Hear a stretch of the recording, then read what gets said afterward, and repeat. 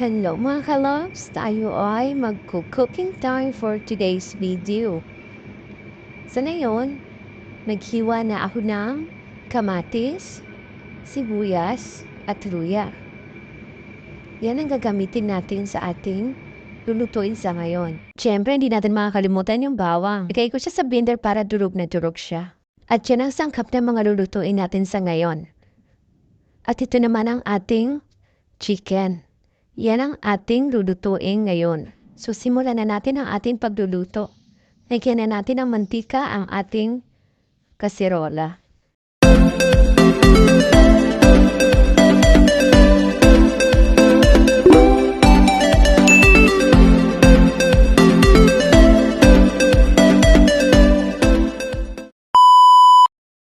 At ngayon, ilagay na natin ang ating bawang. Isunod naman natin ang ating luya.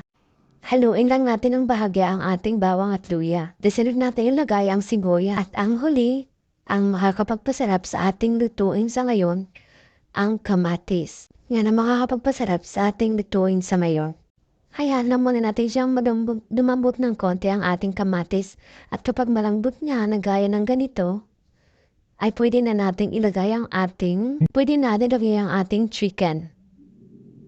Hayaan lang muna natin siya manood ang chicken sa ating kamatis na niluluto. Yan po ang sangkap ng mga kapagpasarap sa kanya. Lalagyan natin siya ng isang chicken cubes para pampalasa sa kanya at ating ginigit. At iilang naman natin siya. At antayin natin siyang maluto ang ating chicken.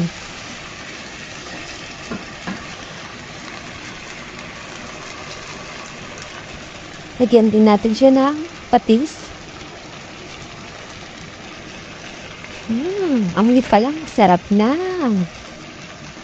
At lagyan na rin natin siya ng paminta. Damihan natin yung paminta, mas masarap ang paminta. Pag maraming paminta. Ayan.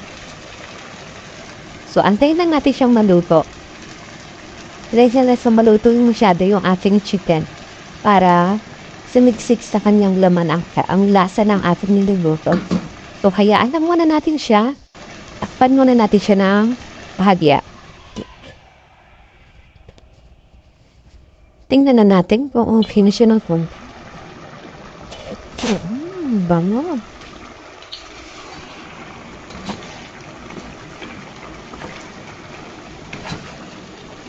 Flip lang muna natin ang konti yung ating mga chicken para maluto yung sa kabilang part naman niya. Yutuin lang natin ang maigi yung ating chicken. Pero kailangan yung chicken niya ay hindi siya lutong-luto. Hindi siya yung nagidurog na siya. Hindi po sa ganun. Hindi po ganun. So, antayin lang muna natin siya ulit maluto. Takpan natin siya ulit. At yan, sa lapit-tigan nyo, lumalabas na ang sarili yung patas ng mantika. Yan ang makakapagpasarap sa ating luto. Dahil okay na ang ating chicken, yan na natin siya ng tubig. Yung tama lang po. Tama lang sa kanyang nakaluto sa chicken na. Antayin lang natin siyang kumulo. At yan, dahil luto na ang ating chicken, ilagay naman natin ang ating pechay. Yes po, pechay. Pechay na mayaman din po yan sa vitamin A, C, and K. Antioxidant din po yan. Ang paganda ng putis natin. Hindi ko na po hiniwa ang pechay. Para maganda po ang kanyang kalalabasan. Hindi po siya dugo. Diba? Sabaw pa lang, sarap na.